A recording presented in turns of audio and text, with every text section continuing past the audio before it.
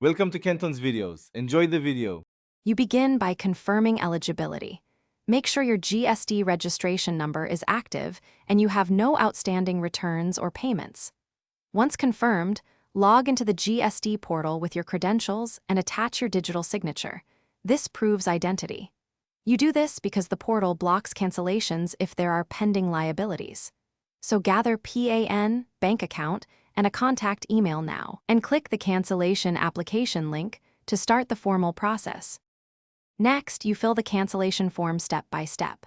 Select the exact reason, business closed, breakup, or registration transferred, because the system uses it to route approvals. Then enter the cessation date, last return period, turnover figures, and any outstanding liabilities. Accuracy prevents delays. Upload required documents such as closure certificate, affidavit, and final invoice summary.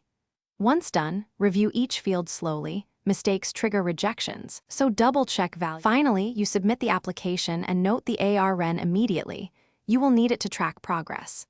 Make sure to monitor the portal and your email for any notices. Respond within the time allowed to avoid escalation. If the cancellation is approved, you'll receive confirmation and the GST record will be deactivated.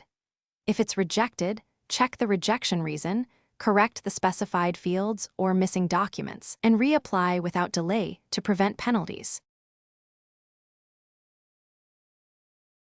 Thanks for watching. Consider subscribing if we helped you.